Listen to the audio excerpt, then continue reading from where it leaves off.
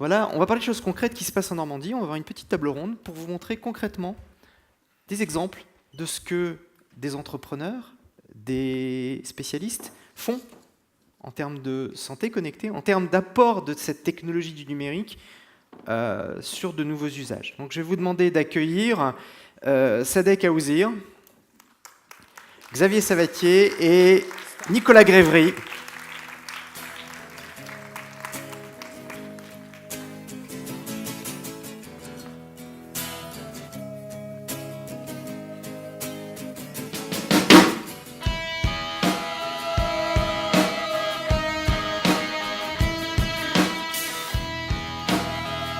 Bien, messieurs, merci d'avoir patienté et d'être encore là malgré notre retard. Très rapidement, on a appelé cette séquence Mon psy sur tablette. Après ce que nous a dit Pascal, c'est vrai que toutes les informations qu'on a eues aujourd'hui pourraient faire en sorte qu'on ait tous, à terme, au regard de toutes ces informations qui nous viennent dans notre cerveau, besoin d'un psy pour nous aider. Je vous présente très rapidement Sadek Aouzir, vous êtes praticien hospitalier, psychiatre à Rouen. Xavier Savatier, SIGELEC, enseignant-chercheur, et Nicolas Grévry, qui est un administrateur d'NWX et qui est un gamer, qui dirige une société qui s'appelle Gameit. Alors, ce que je vais faire, c'est que je vais dérouler, je vous laisse vous présenter, expliquer comment, à un moment donné, l'idée venant de vous, un psy a besoin de quelque chose, se rend compte qu'il a une problématique à gérer, et que cette problématique, il ne va pas forcément la gérer comme il a eu l'habitude, comme on lui a appris à l'école.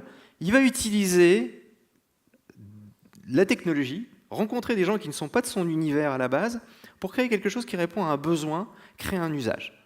Donc Sadek Aouzir, à vous. Bien, bonjour, je suis effectivement psychiatre au centre hospitalier du Rouvray. Et donc tout à l'heure, ce que disait Pascal Desfarges, si je pouvais, vous pouviez faire quelque chose pour qu'on accélère les villes connectées, parce que moi j'habite à la campagne et je ne peux pas connecter deux appareils en même temps, et il faut que je me mette sur un côté de la maison pour avoir le réseau. Mais voilà, je suis intéressé par cette évolution. Tout à l'heure, je disais, Joël de Roné disait que toutes les tâches routinières organisationnelles qui embolisent la réflexion et le cerveau. J'ai pris la phrase parce qu'elle est importante. On a énormément de tâches organisationnelles, routinières, la planification des actions, l'organisation des actions. Toutes ces choses-là sont indispensables à l'humain. Dès que vous vous levez le matin, vous vous organisez. Donc, il y a énormément de maladies, de maladies mentales. Ça peut être les démences, ça peut être la dépression, ça peut être la schizophrénie, ça peut être plein d'autres choses qui vont empêcher que ces tâches routinières, organisationnelles, de programmation de tâches soient opérationnelles. Donc, c'est extrêmement handicapant puisque vous n'arrivez pas à vous organiser, puis vous ne faites pas les choses, et donc ça a des conséquences catastrophiques. La planification, l'organisation des tâches, les fonctions cognitives, intellectuelles, on sait les mesurer aujourd'hui. On a des professionnels qui les mesurent, ce sont les neuropsychologues. Et on sait que ces dysfonctionnements vont avoir des conséquences sur l'autonomie des personnes. Et donc l'autonomie ou la perte d'autonomie d'une personne, on sait aussi la mesurer avec d'autres professionnels qui sont les ergothérapeutes, qui sont des techniciens de l'interface homme-environnement ou femme-environnement. Mais la mesure de cette autonomie ou de cette perte d'autonomie, c'est quelque chose qui prend à un professionnel beaucoup de temps. C'est plusieurs heures, c'est 2-3 heures pour avoir un bilan. Et donc, ce bilan est indispensable puisqu'il permet de mesurer les besoins humains qu'on va mettre à côté de cette personne pour qu'elle puisse rester autonome. Donc, on est sur des besoins très très importants. Et donc, il y a 3 ans, je me suis rapproché de Gameit, de 3 ans, en leur disant, voilà, vous avez un Serious Games qui s'appelle Enquête à Rouen, dans lequel il y a un parcours. Nous, on a fait ce parcours avec des professionnels. Et ce parcours nous intéresse, mais transposé un petit peu, évidemment, parce qu'il nous permet de connaître, de mesurer avec des indicateurs très précis qu'on a mis en place par la suite, de mesurer l'autonomie d'une personne en ville. Et on a travaillé donc sur un parcours. Et puis on s'est rapproché de façon un petit peu plus récente, il y a 1 an et demi, 2 ans, donc de l'IRSEM, qui est l'organisme de recherche, le bras de recherche de l'ESIGELEC, et donc de Xavier Savatier et de Nicolas Rago, en leur disant, voilà, nous, on a aussi besoin de mesurer l'autonomie d'une personne dans son appartement, chez elle, comment est-ce qu'elle arrive à se débrouiller toute seule, mais sans avoir une tierce personne, mais bien avoir des capteurs, des outils complètement standardisés pour nous permettre donc dans un deuxième temps de venir compléter cette perte d'autonomie. Donc avec Nicolas Grévry-Gamit, nous sommes aujourd'hui sur un prototype, une mesure qui sera finalisée donc septembre-octobre, c'est ça. Et puis, avec Xavier Savatier et donc l'IRSEM, nous sommes sur la construction d'un appartement connecté où nous pourrons mesurer complètement un certain nombre d'indicateurs d'autonomie des personnes. Et donc, la construction de ce bâtiment, cet appartement, commence en novembre, puisque les plans étaient validés, les outils de mesure ont été déterminés, et les travaux commencent en novembre. Voilà. Xavier ? Donc oui, donc Xavier Savatier, donc effectivement, moi je suis enseignant-chercheur à l'ESIGELEC, et donc au-delà des travaux dont on parlait là sur des nouvelles technologies qui permettraient de mieux comprendre ce qui se passe dans un appartement par rapport à la problématique qui était évoquée, nous on a des travaux plutôt sur la robotique, on va dire,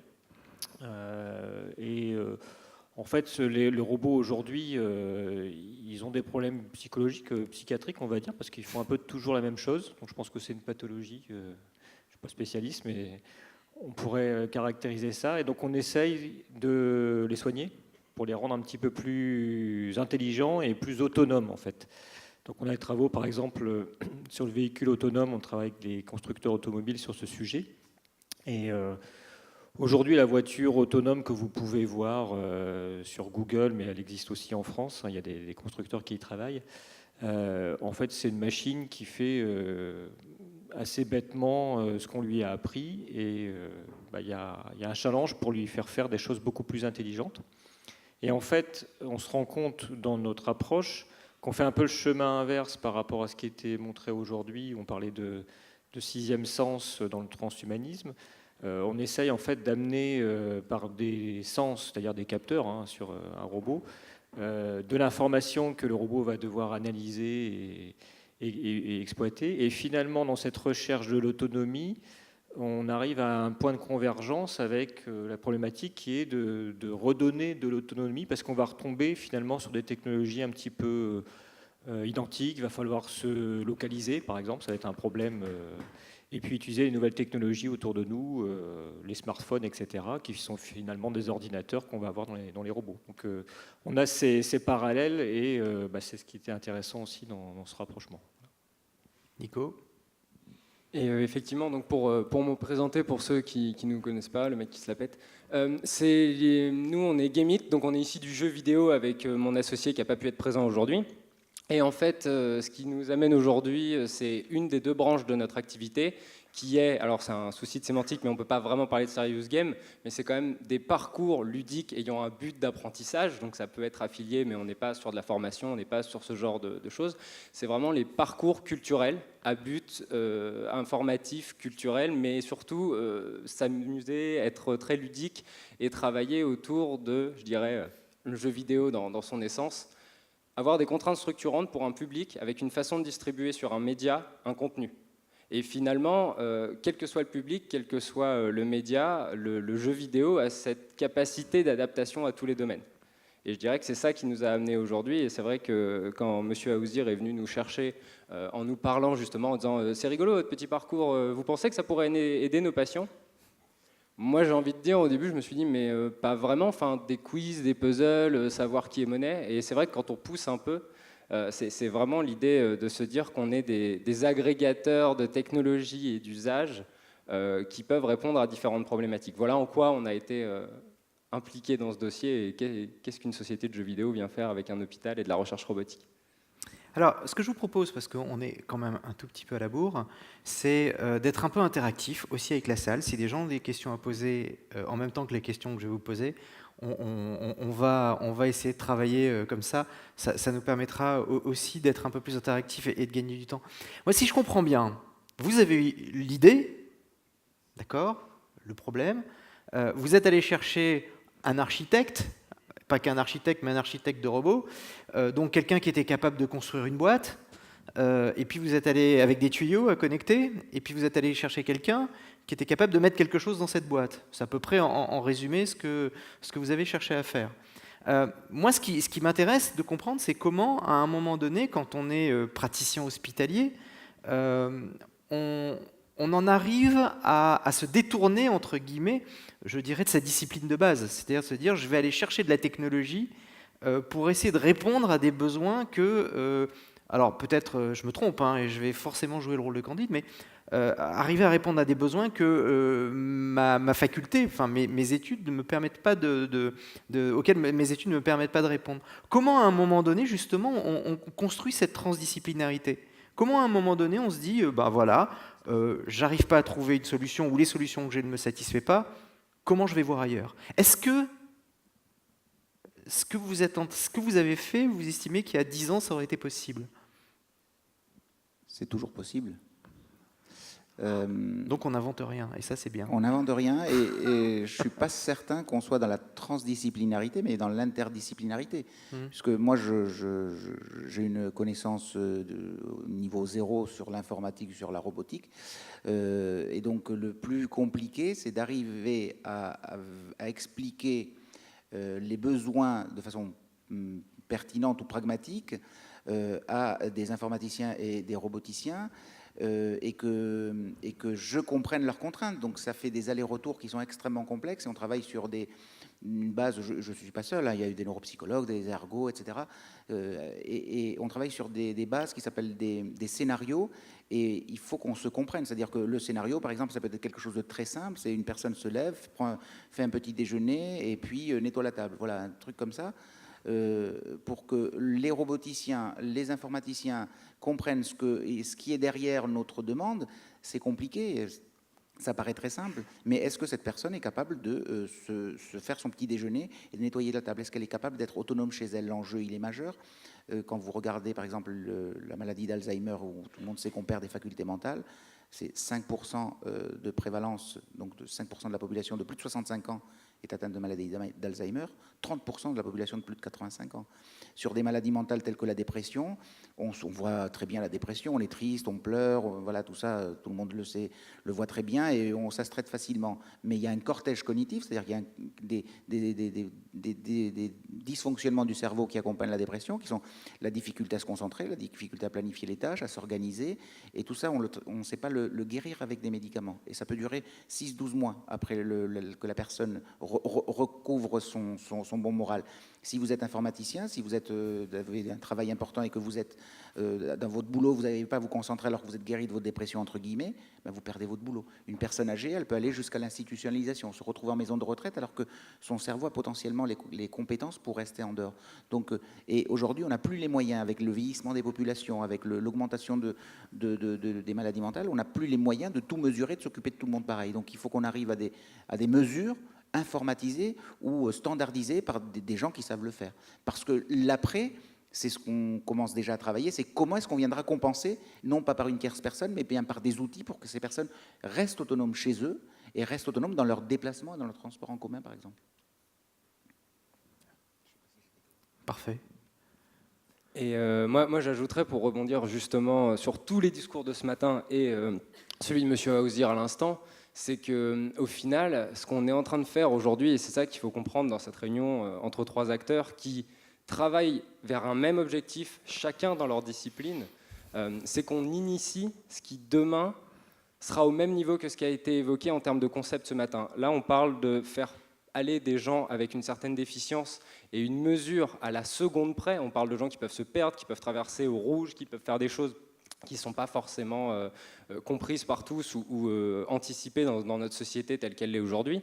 Et avant qu'on ait des voitures qui se décalent au moment où on traverse devant, ils pourront toujours se faire écraser. Mais au-delà de cet exemple, ce que je veux dire, c'est qu'on initie aujourd'hui à travers un outil interdisciplinaire. On va avoir ce démarrage qui va se faire en parallèle de toutes ces grandes évolutions qu'on a évoquées ce matin. Et aujourd'hui, ça prend la forme d'un parcours sur tablette. Mais demain, la ville répondra. Et après-demain, la tablette sera remplacée par des lunettes. Et on pourra connecter directement en audio.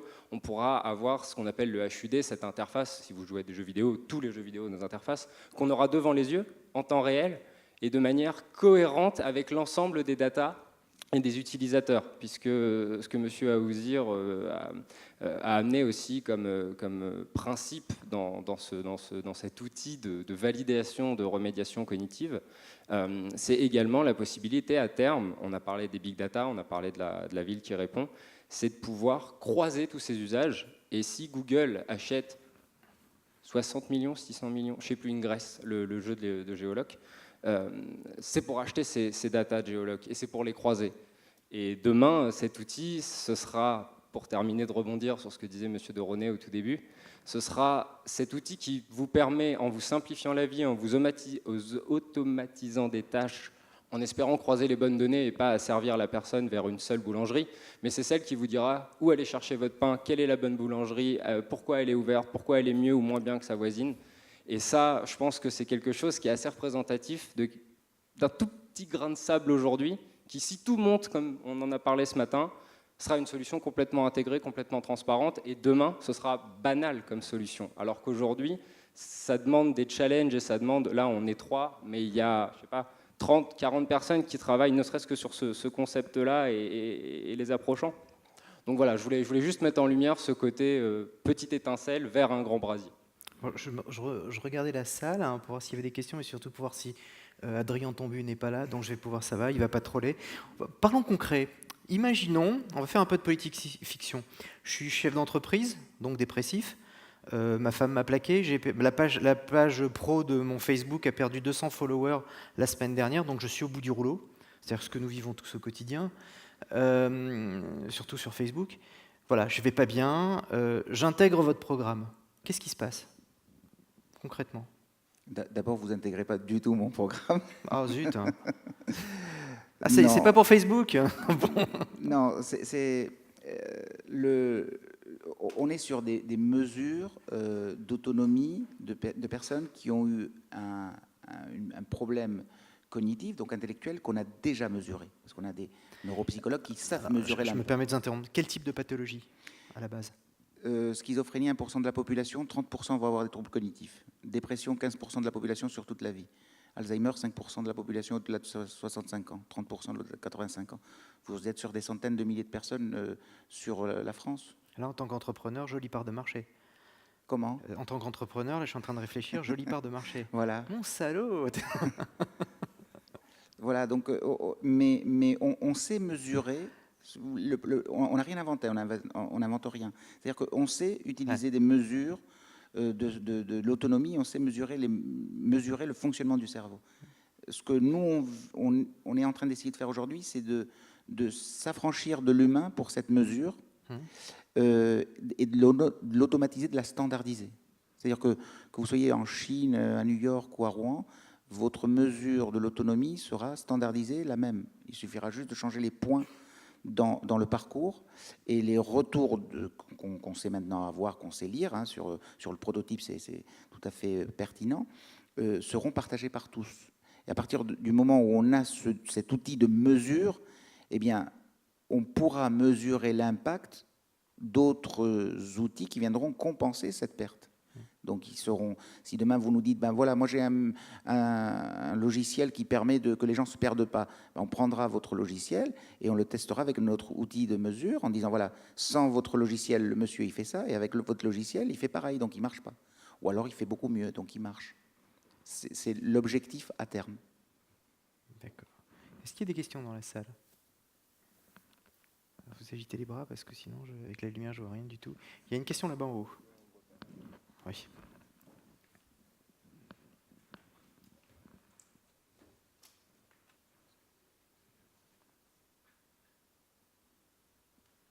Donc rebonjour, moi c'est Loïc.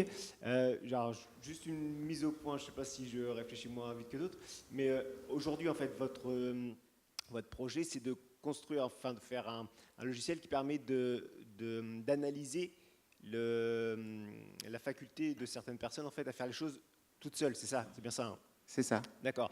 Et en fait, vous avez à l'avenir le projet de pouvoir assister, en fait, avoir une sorte d'assistant personnel plus développé dans les tâches quotidiennes que les malades, entre guillemets, ne pourraient pas faire eux-mêmes, c'est ça? C'est ça. C'est-à-dire que si votre grand-mère, par exemple,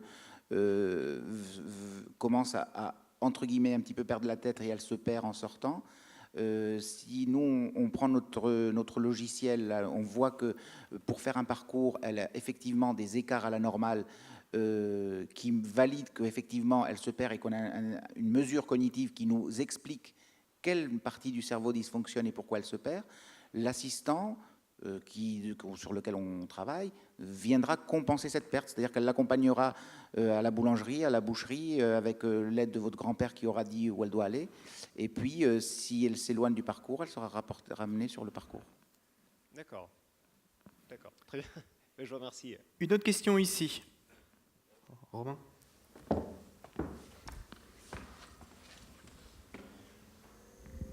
Est-ce que vous pouvez vous lever? Pardon, Laurent, juste une remarque intermédiaire sur l'échange.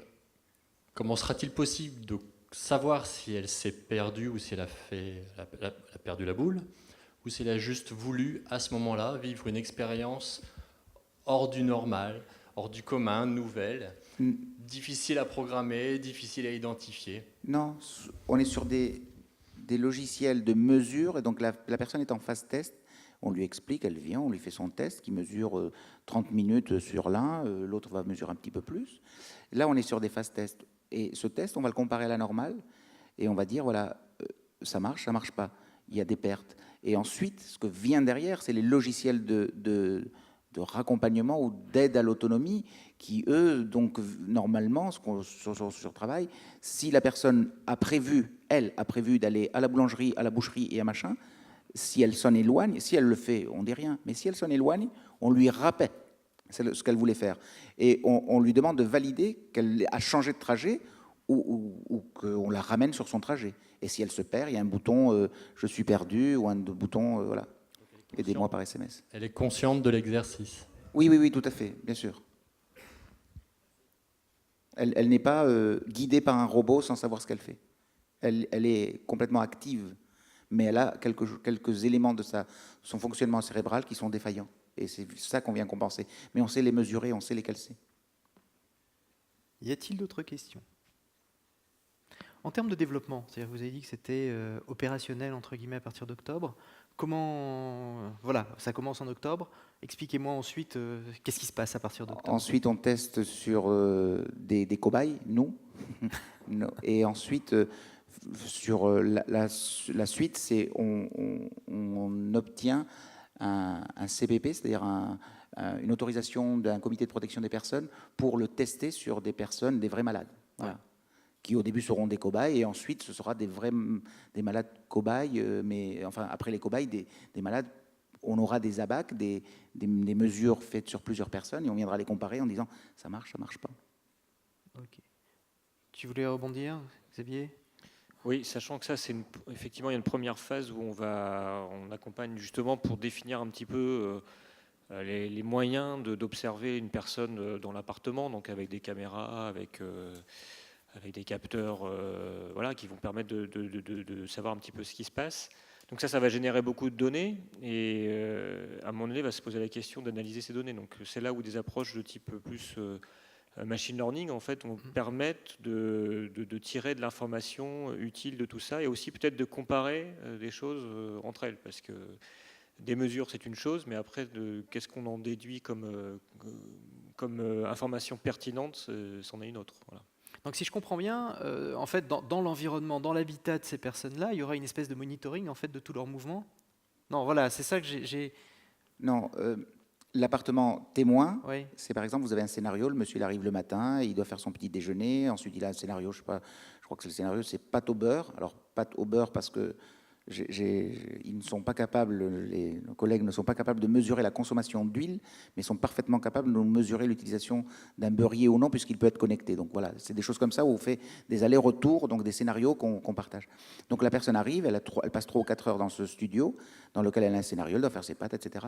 Et donc on a des capteurs qui nous disent, elle s'est lavé les mains, elle ne s'est pas lavé les mains, elle a utilisé le micro-ondes, elle n'a pas utilisé le micro-ondes, elle a utilisé de l'électricité, elle a utilisé la chasse, elle s'est nettoyée, elle ne s'est pas nettoyée. Elle a fait les pâtes, elle n'a pas fait les pâtes, elle les a fait au bon moment, elles ne sont pas crues, etc. Et les caméras ne servent qu'à contrôler les capteurs.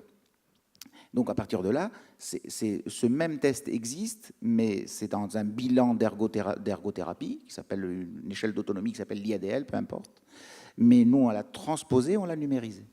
Voilà. Et donc notre ergothérapeute ne rentre plus du tout dans cette interface de mesure avec la personne, mais la personne est vraiment toute seule chez elle. On regarde si elle a allumé la télé, si elle n'a pas allumé la télé. Et donc là, on a une mesure objective de ce qu'elle sait faire, ce qu'elle ne sait pas faire. Et ça, on va venir le confronter à d'autres données et on va dire, ben voilà, cette personne, à terme, elle a besoin d'une aide ou elle n'a pas besoin d'aide. Et si elle a besoin d'une aide, de quel type d'aide? C'est ça, une autre étape qui viendra dans 3 ou 4 ans, sur quels outils, quels logiciels, quels robots viendront compenser cette faille qu'a la personne dans son autonomie, à l'intérieur de chez elle, dans cet appartement qui nous sert de mesure, ou dans son déplacement extérieur. À terme, on pourrait considérer que cette assistance serait comme une espèce de plateforme qui pourrait s'implémenter de nouveaux services, entre guillemets, en fonction des besoins, des pathologies découvertes ou des... Voilà, on est vraiment sur cette logique. Je pense qu'il y a tout un mouvement aujourd'hui dans le numérique sur la notion de plateforme. C'est-à-dire qu'on parle plus... on parle aujourd'hui... on essaie d'avoir une approche totalement globale du numérique en disant maintenant le numérique, c'est des plateformes, on crée des environnements, et dans ces environnements, au fur et à mesure, on va rajouter des choses dont on a besoin. Nicolas, le principe, c'est à peu près ça. Bah, ça, je pense que toutes les personnes qui font du numérique, effectivement, rejoignent cette idée, c'est qu'on parle de SAT, Site as a Service, pour essayer justement d'amener cette instantanéité, cette connectivité pour tout type de choses. On peut tout réserver, tout acheter, tout échanger, tout discuter, tout faire sur Internet. Et à terme, là on parle d'assistant, moi j'aime bien parler d'un Jarvis d'ici quelques années, ça permet vraiment de visualiser ce que ça pourrait être. Et finalement, Jarvis, si vous avez vu le dernier... Avengers, vous savez maintenant que c'est une personne, hein, on pourrait faire une conférence juste sur ce passage d'IA à personne anthropomorphisée.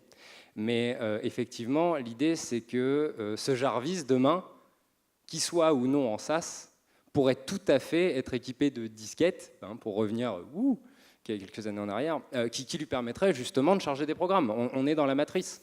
Il veut apprendre à piloter un hélicoptère parce qu'il va faire une aide de pilotage. Il veut aider des gens qui ont un problème d'Alzheimer. Aujourd'hui, on travaille sur des problématiques avec des publics neuroatypiques. On parle d'Asperger ou d'autisme léger.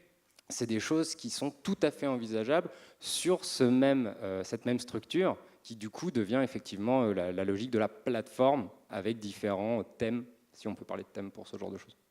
Ok. Merci beaucoup. Merci d'avoir participé à cette dernière séquence pour cette matinée. Merci à toutes et à tous de votre attention.